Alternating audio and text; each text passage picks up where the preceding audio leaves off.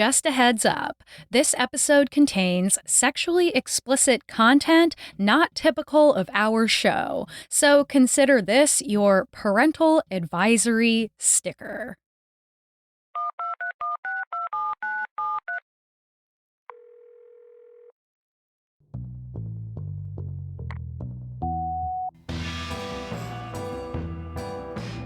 Welcome to the Urban Legends Hotline, where we investigate the mysterious tales of your hometowns and stories passed through the old lockered halls of your schools to get to the haunted heart of the urban legends that you grew up hearing and maybe even telling.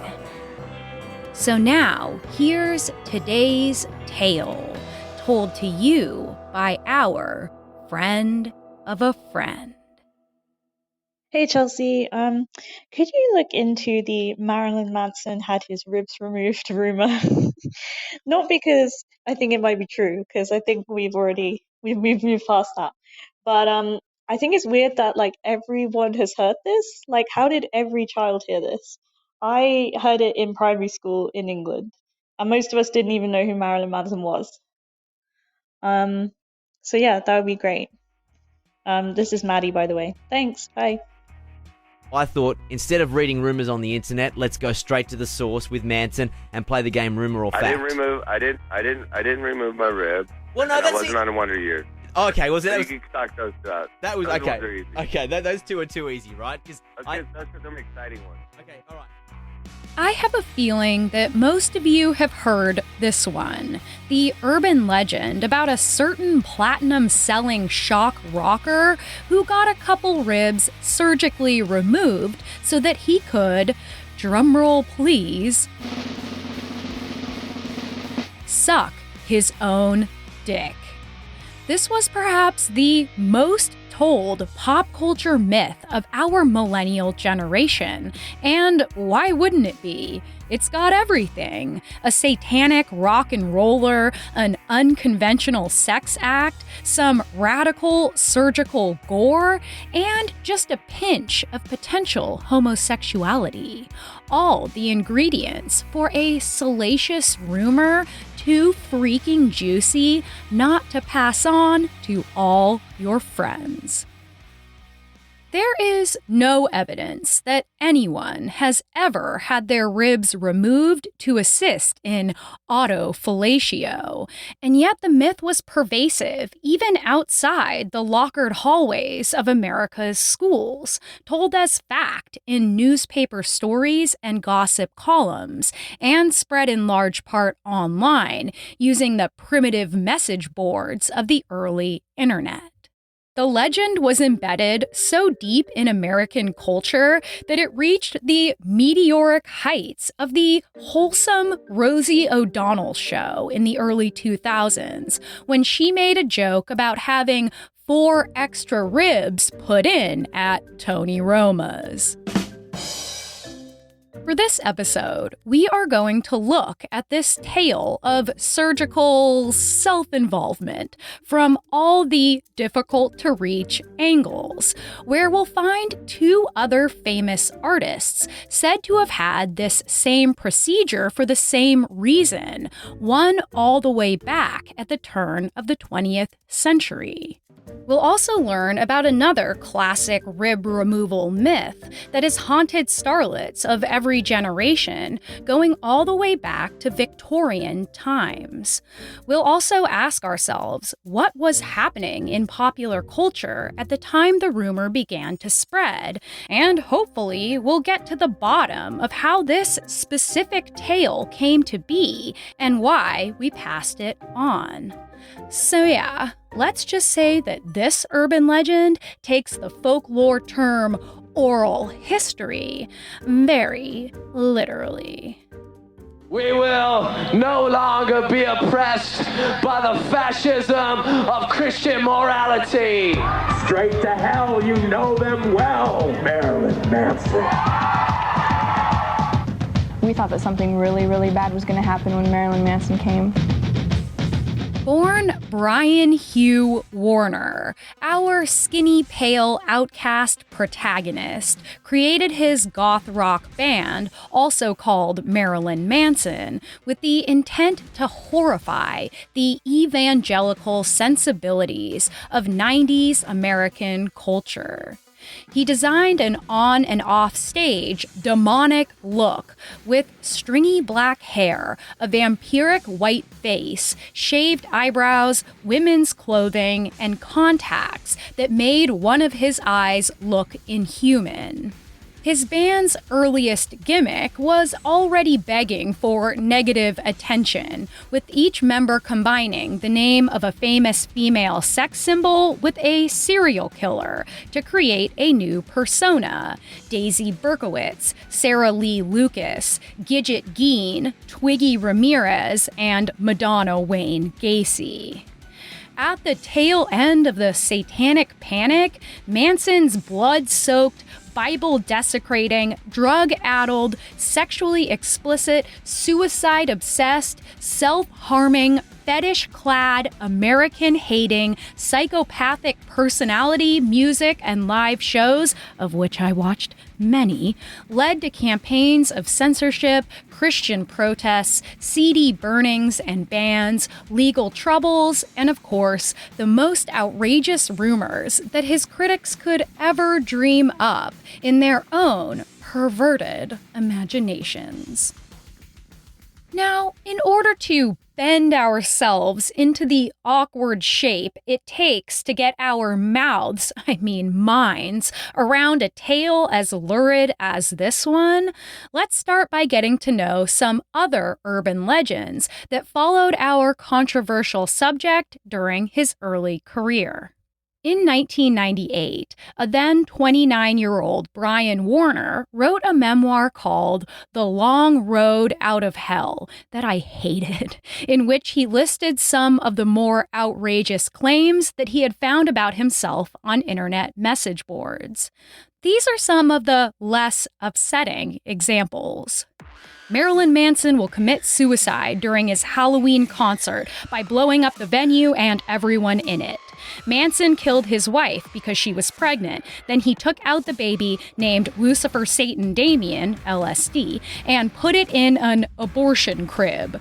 Marilyn Manson is actually the son/daughter of Charles Manson and Marilyn Monroe. He got his penis tattooed black. He sold his right eye to the devil, and that is why he wears red makeup underneath his eye. And they get much more graphic from there.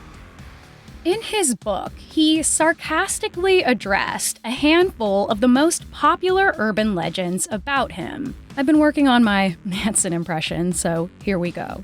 If I really got my ribs removed, I would have been busy sucking my own dick on the Wonder Years instead of chasing Winnie Cooper. Plus, who has time to be killing puppies when you can be sucking your own dick? I think I'm gonna call the surgeon in the morning. Without context, this is certainly a bizarre excerpt, so let's go through it line by line. After addressing our titular legend about rib removal, Manson goes on to mention the late 80s sitcom The Wonder Years, which followed a middle-class family through the turmoils of the late 60s and early 70s. The main character, preteen Kevin Arnold, has a best friend named Paul Pfeiffer, who is a classic glasses-wearing string bean of a nerd, who at one point dates Winnie Cooper, Kevin's on-and-off girlfriend. Many of us heard the urban legend that this primetime dork, who shared a passing resemblance to Brian Warner out of makeup, had grown up and transformed from a lovable goof into the real-life vampire known as Marilyn Manson. It goes without debunking, but Paul Pfeiffer was played by actor Josh Saviano, not little Brian Warner. Now, on to the part about puppies. Let's look at an abridged chain email sent around 1999 and collected by Snopes. Dear whomever may read this, you all know of the sick person named Marilyn Manson. I know someone who went to one of his concerts. He is abusing animals. He threw several puppies into the crowd before his show, and then he told the crowd that he would not start the show until the pups were killed. So, in conclusion, several puppies are killed at each Marilyn Manson concert. I am sending this to everyone on my buddy list, and if you could please send this to at least 10 people, we can make a difference. And let me just tell you that if you don't send this, you are a self-centered loser. Sometimes, instead of puppies, it's a bag of kittens. It just depends on the taste of the person telling the story. Marilyn Manson, to our knowledge, never killed a puppy or kitten on stage or forced his audience to sacrifice them before they got to see the show they paid for. They had this weird thing. They said we had special minions that we called the Santa Clauses. Right. And they passed out big bags of cocaine and marijuana to the audience. You know what's weird about that? Which is absurd because we would be doing it. Yeah, right. You wouldn't give it away for free. That's right. You know what's weird about that? Who are the guys who dream this stuff up? Those are the sick people. Yeah, those are the religious freaks who are out to get you. Sicker than we are. That's right. They probably have actually done stuff like that. Then they said... Many of the most extreme urban legends told about Manson did not arrive naturally, but were actually part of atrocity propaganda created by the American Family Association in 1997 with the goal of getting his shows canceled and banned from their cities and states. They created fake affidavits written by fake teenagers who had attended Manson's concerts, and the accusations held within could only come from the equally lurid imagination of fundamentalists with a purity agenda.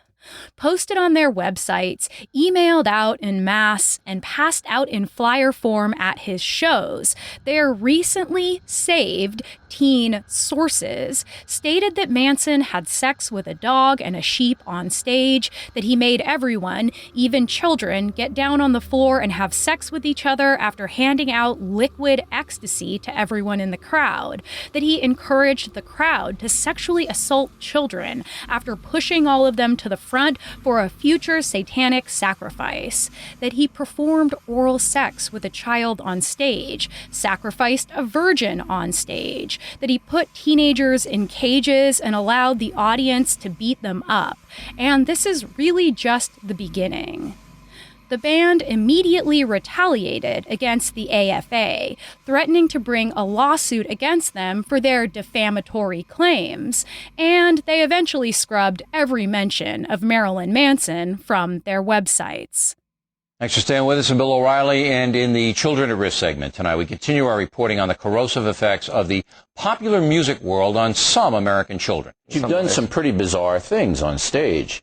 I mean, they tell me that you engaged in a sex act with another man in a stage in Miami. Is that true? To a certain degree. It wasn't so much a formal sex act. No one was aroused. Well, why did you do that? Why would you do that? Somebody ran on stage. The truth is, the band did do some of the stuff in those affidavits, or at least they simulated the offensive acts named therein. They brutalized homemade papier-mâché animals and even rained down real animal gore onto the audience. Manson would sometimes cut himself and bleed on stage. He did full-on masturbate in front of the audience frequently, and he would sometimes give fellatio to his bandmate, among other sexual acts. The AFA may have grossly exaggerated Manson's on-stage depravity, but in a way, they didn't even need to. The truth was shocking enough. I'm telling you, I saw a lot of things I can't unsee and heard a lot of things I can't unhear.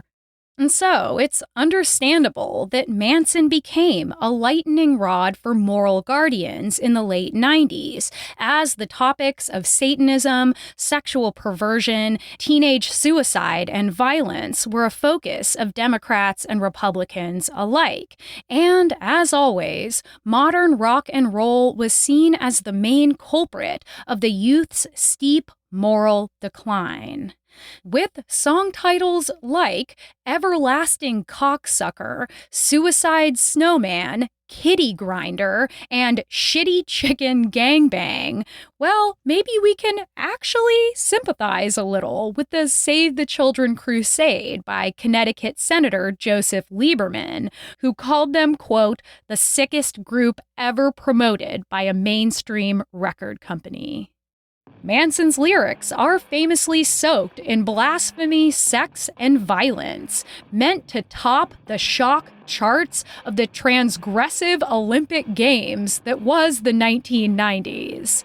In his early song, Cake and Sodomy, he charmingly sings, I am the god of fuck. Go on and smile, you C-word. White trash, get down on your knees. Time for cake and sodomy. Stupid.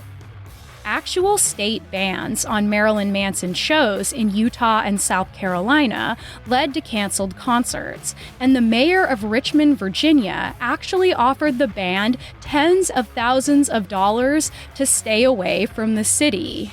A Florida public school actually tried to catch teens in the act and threatened to expel any students who were seen attending one of their shows. With his frightening, bloody, industrial death metal nightmare stage shows that includes a bizarre, ambiguous, and cruel sexuality, he has offended and titillated many and has become America's living, walking, breathing nightmare. One item on Manson's resume of alleged sins is leading his fans down the path of sexual perversion. This is sexuality, so it's messy and it's complicated. I think every day it's a real struggle between chaos and order in every aspect of my life. And it's always going to offend people and titillate others. If you try to dress it up and take it to your parents' house for dinner, it's never going to work. So now we'll look at the reality of Manson's behavior and how it could have contributed to our little piece of modern folklore. His bad reputation has become increasingly more deranged over the last few years as women have stepped forward to detail alleged abuse. But for this episode, we are only going to look at controversial incidents that may have helped create our urban legend, which means anything before or during 1997, where we find the earliest mentions of the story. After his very first show on his Portrait of an American Family tour in December of 1994, Manson was arrested in Jacksonville, Florida for violating the Adult Entertainment Code. The police report claimed that the reason for his arrest was that he was, quote, jacking off with a strap-on dildo and urinating on the crowd. Here is Manson detailing his side of the story.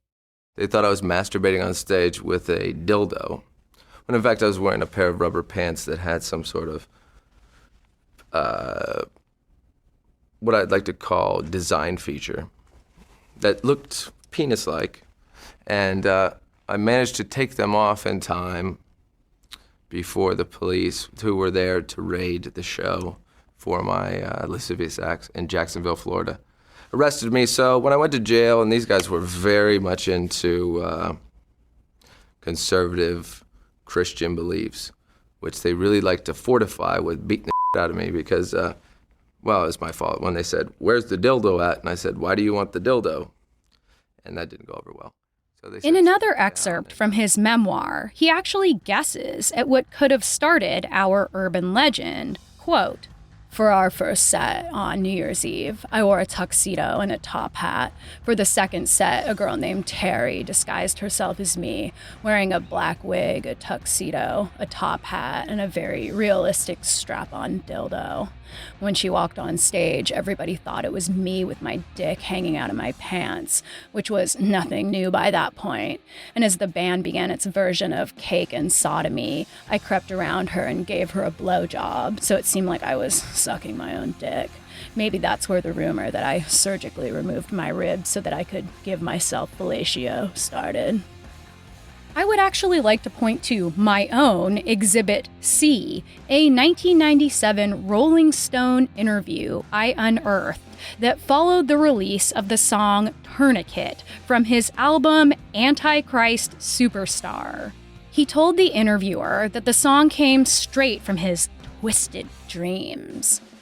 I've always had these dreams about making a girl out of all these pieces of prosthetic limbs, and then taking my own hair and teeth that I saved from when I was a kid and very ritualistically creating this companion. More after this. And now, back to the show. So you're going to kind of follow in the footsteps of Prince and just be done with the label? And I wish I could, and he was so ahead of his time. And what he did before the era of when it could have really had the impact that it could today, that he was the first one that did it the best. Everyone thought he was crazy, but he thought... When it comes to this urban legend of rock star rib removal, Marilyn Manson is not the first to be accused of this kind of salacious self-love. It appears that us millennials actually appropriated the myth straight from the dirty minds of our rebellious Gen X elders.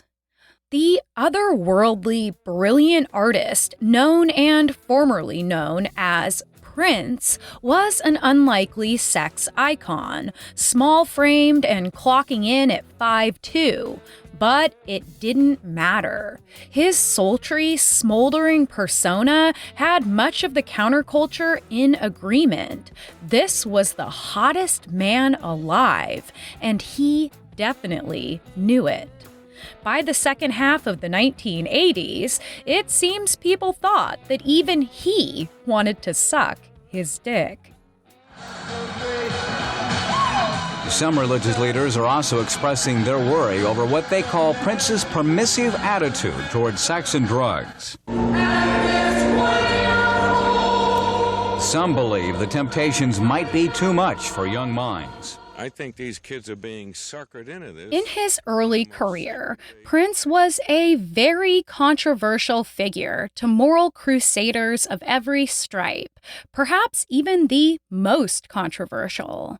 In 1984, Prince fever was at a fever pitch, and Tennessee Senator Al Gore and his wife Tipper innocently picked up a copy of Purple Rain, the hottest album of the year, as a gift for their young daughter. But when they heard the song, Darling Nikki, well... I bought this Purple Rain album for our 11-year-old. I felt that it was inappropriate for her and her 8- and 6-year-old sister to hear a song describing a girl masturbating in a hotel lobby. I had no warning. In fact, all I knew was from that Prince was the new creative teen idol on the scene. That same year, Tipper joined forces with other prominent Washington moms to create the infamous Parents Music Resource Center. Together, they released their official Filthy 15, the porn rock songs that they found the most offensive, which included Black Sabbath's Trashed, AC/DC's Let Me Put My Love Into You, Madonna's Dress You Up, Motley Crue's Bastard, and Cyndi Lauper's She Bop. But Prince's Darling Nikki sat at the very top of the list because for Tipper, it was personal. After several hearings, the Parents Music Resource Center succeeded in creating their parental advisory stickers for CDs and their rating system. X for profane or sexually explicit lyrics, O for occult references, DA for lyrics about drugs and alcohol, and V for violence. The PMRC would, more than a decade later, successfully lobby for the same explicit content warnings on Marilyn Manson CDs. Musician and producer Rick James famously hated Prince for his persona and likely his popularity, and sounded a lot like another Tipper Gore. Quote, "He's a mentally disturbed young man. He sings songs about oral sex and incest." Now, Prince did indeed write fondly of incest, with lyrics like, "My sister never made love with anyone but me. Incest is everything it's said to be." Like Manson, he loved writing explicitly about sexual acts, with hits like "Jack You Off" and "Head," an oral sex anthem.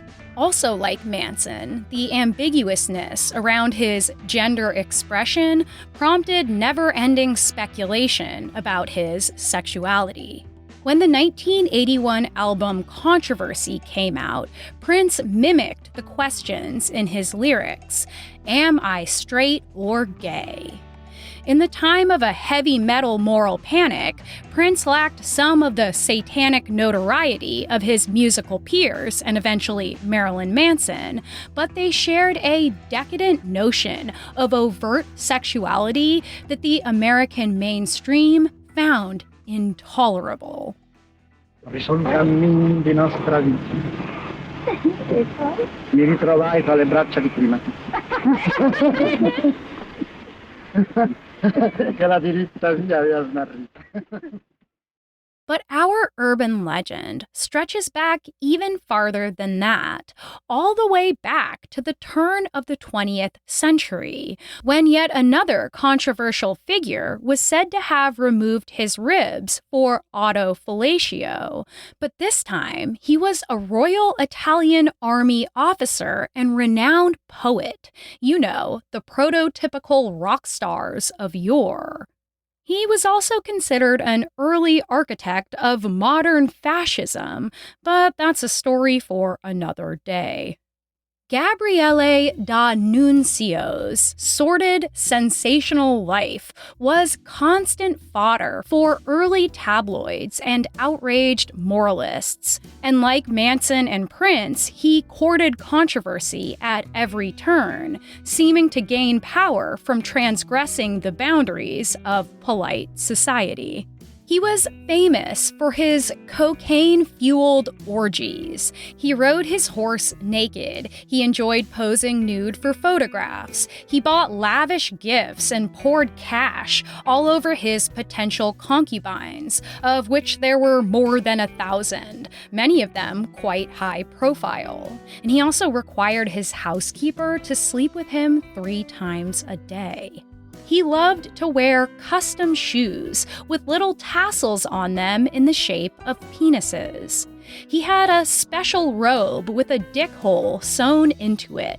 And of course, there was the rumor that he removed a couple ribs so that he could suck his own dick, presumably through the special little robe hole. A famous Parisian courtesan who D'Annunzio tried to woo with a carriage chocked full of roses and a whole bunch of servants lobbing roses at her while she ascended the steps of his mansion, described the moment thusly. Here's my French accent. There was before me a frightful gnome with the red-rimmed eyes and no eyelashes, no hair, greenish teeth, bad breasts, and the reputation, nevertheless, for being a ladies' man. Not just a ladies' man, but the most potent sex symbol of his time. Americans were not unaware of this Italian sexual powerhouse, but his exhibitionism was not as welcomed by our Puritan sensibilities. Just like Manson and Prince before him, his suspiciously androgynous qualities were remarked upon often. In 1902, author Henry James called him, quote, a queer, high-flavored fruit from overseas. But some American women had a different take, like whiskey heiress Natalie Barney, who was quoted as saying of D'Annunzio, "He was all the rage. A woman who had not slept with him made herself ridiculed." Now, it's difficult to know what was true and what was myth, and what stories occurred naturally and which were started by D'Annunzio himself. After all, he once wrote, "The world must be convinced that I am capable of anything." Classically, one rumor said he liked to cook and eat the meat of infants. We know that D'Annunzio did not have any ribs surgically removed, but it's possible, even likely, that it was one of the many rumors he started about himself, perhaps inspired by another unrelated urban legend that was going around at the very same time. Before these gruesome tales of surgical rib removal centered on sexual self-discovery, they were attached to controversial fashion fads of upper-crust Victorian women and their middle-class emulators, at a time when attaining a seemingly unattainable hourglass figure was all the rage. They achieved this look using tightly laced corsets that pinned their waists to such an extreme degree that their shapes looked like a wasp's sectioned body, leading to the term wasp waist. It was very hip to be photographed in silhouette to show the squeezed fruit of their breathless labor. But as usual, this trend had the elders up in arms about the apparent physical dangers of such a practice, and they were morally outraged at the vanity of those who would risk their health to fulfill a fashion fad. Soon, rumors spread that the only way these women could ever achieve such a figure would be to partake in a frightening new underground surgery in which a doctor would remove their lower, floating ribs.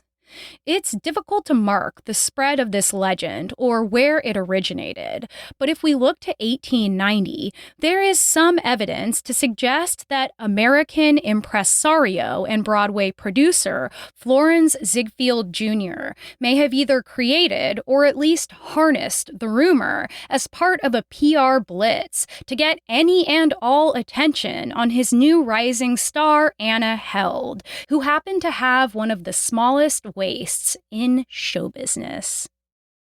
How likely is it that such a treacherous surgery would be successfully performed in the late 1800s? Not likely at all.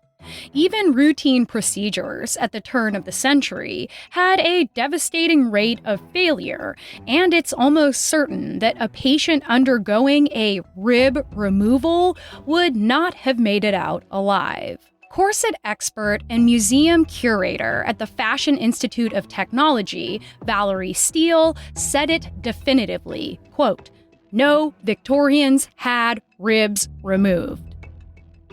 Around the same time that the Prince autofellatio rumors were gaining steam in the body-conscious 1980s, the fashionable rib removal legend returned yet again, with a vengeance.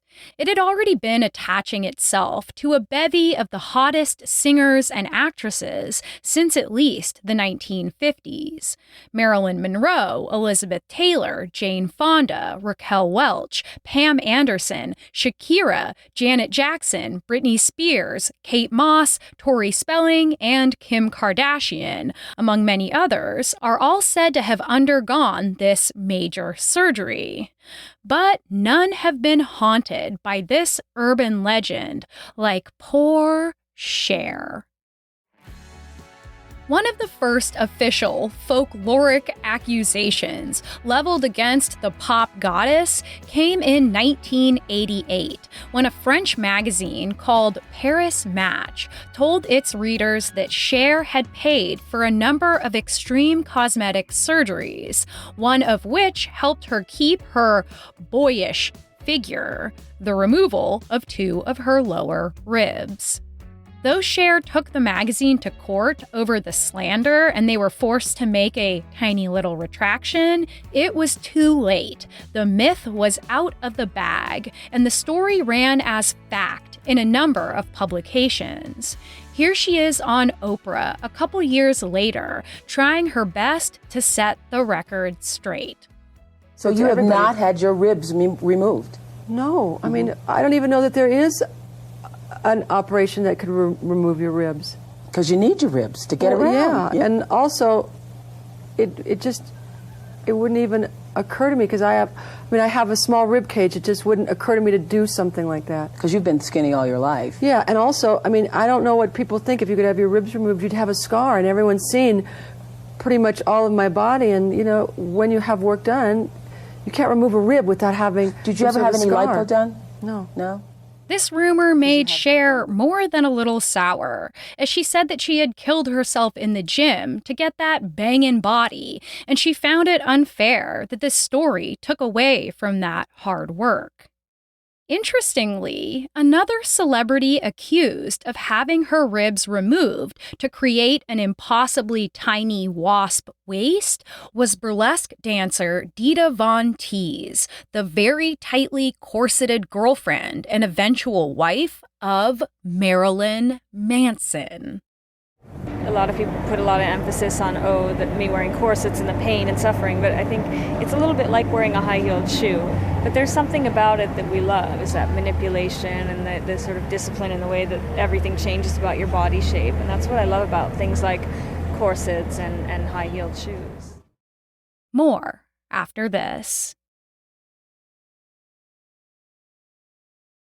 And now, back to the show. Unsurprisingly, autofellatio was a hot topic even in ancient times, where we can find it referenced in the Egyptian Book of the Dead, dated to 50 BC. On one page of the papyrus, there is a depiction of the earth god Geb, quote, sucking himself off. The actual phrase used by Dr. Richard Bruce Parkinson, a professor of Egyptology at the University of Oxford.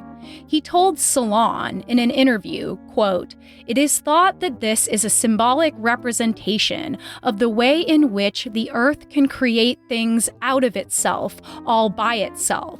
It seems to be an image of a self-sustaining act. In Egyptian mythology, anything to do with creation is often conceived of as a sexual act."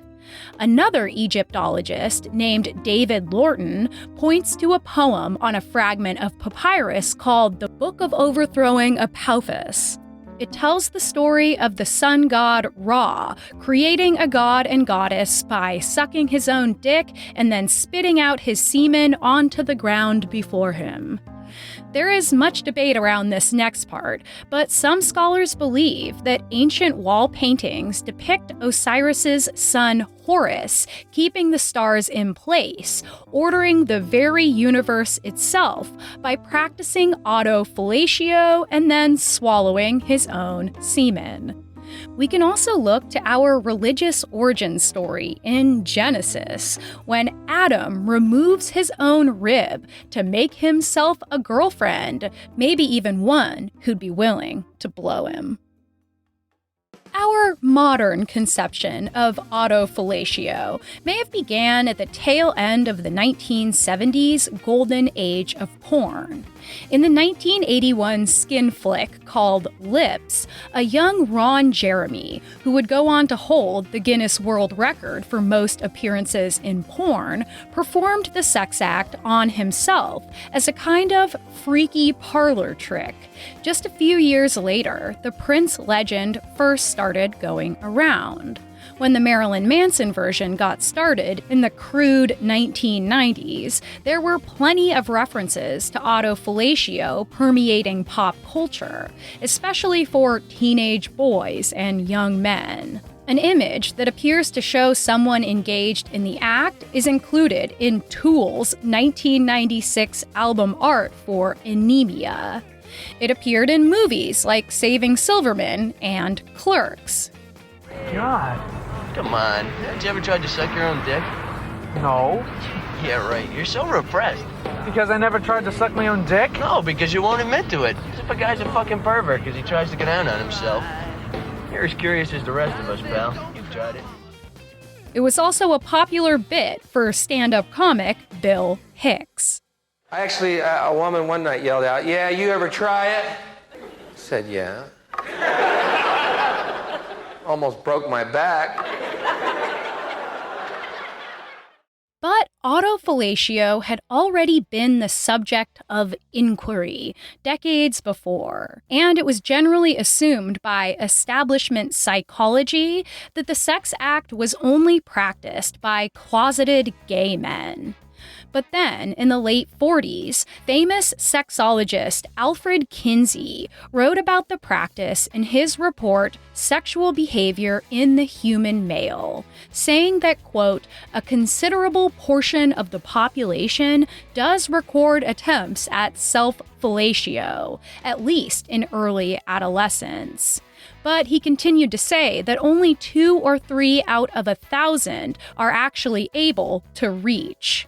But still, whenever blowing yourself is brought up, there is usually some kind of reference to the homo-ness of it all. So it makes sense that the performative queer showmanship of Manson, Prince, and D'Annunzio helped them become the subjects of this particular urban legend. Throughout the decades following Kinsey's report, the same age-old question continued to be at the center of this unconventional sex act. Guys, does it make me gay if I suck my own dick? We'll let Will Ferrell answer that question in this early 2000s Saturday Night Live sketch that takes place in a yoga studio. You know, if that's why you want to do yoga, then you're doing it for the wrong reason. Yeah, he can't teach us because he can't do it. Oh, I could, but I don't want to do that to myself. I'm not gay. Hey. You masturbate with your own hand, don't you? Does that make you gay? No. That's good logic. He's got a point. I have to agree with him. Now, hear this. Before the wasp waist craze of the late 1800s, men were sometimes known to wear manly corsets of their own to support their backs when hunting or during military training.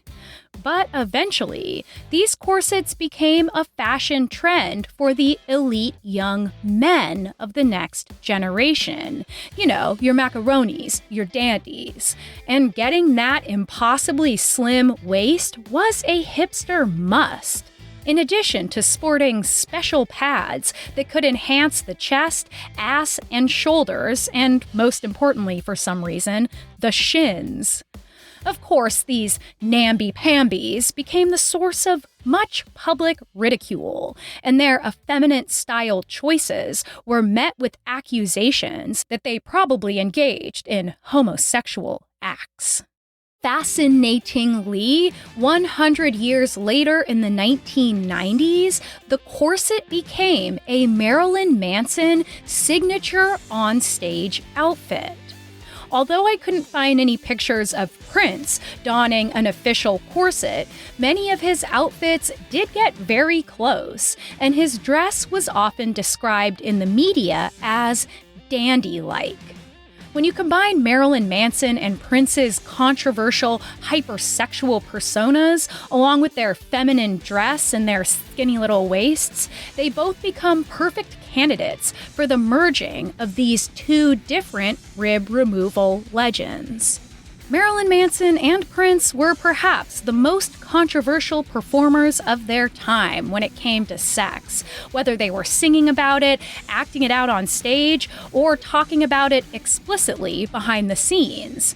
And Gabriele D'Annunzio's reputation was very similar at the turn of the century. All three were also not attractive by the normal standards of masculine beauty, but were nonetheless potent sex icons, and I think it's fair to say that this may have prompted envy over their ability to get some of the hottest women in their times, and a whole lot of them. It's possible that this legend was what they call a sour grapes story, a way to cut these rock stars down a peg, and to cut down the famous women who had achieved that enviable figure, those who were accused of having a vanity so violent that they would actually cut themselves open to get to that physical perfection. I can't say whether the true selves of these celebrities were overly vain, but that doesn't matter because it's what the public saw when they judged their infamous behavior. Gabriele D'Annunzio was known for his public displays of self-aggrandizement that bordered on self-obsession. He was a man that flew a plane over Vienna to throw out thousands of flyers with his own poetry before marching with a handful of army buddies in black to conquer the city of Fiume, yelling out from the governor's mansion, "Ike homo," the same words spoken by Pontius Pilate when he recognizes Jesus as the one true Messiah. But in this context, D'Annunzio was talking about himself. Barney Hoskyns, author of the biography Prince, Imp of the Perverse, wrote, quote, "His live shows were non-stop parades of narcissistic exhibitionism." Marilyn Manson simply did whatever controversial thing he wanted with a frightening level of confidence and an unbridled self-indulgence that became his artistic philosophy. They each reveled in sexual excess and sexual decadence. Manson called himself the god of fuck, and both Prince and D'Annunzio fulfilled that role in their own times, and all three men were acutely aware of this power they possessed. Dr. Sigmund Freud and his psychoanalytic successors conceptualized the sex act of autofellatio as a symbolic, and I guess literal, ring of narcissism. Let's revisit our listener's question of why the tale of Marilyn Manson's rib removal was so widely told among our generation. First of all, the timing of this legend fits so neatly into the humor of the envelope-pushing pop culture of the late 90s and early 2000s that was ruled by the jackassian rude boys who would have loved nothing more than a rumor about gruesome surgery and autofellatio, a dream topic of conversation.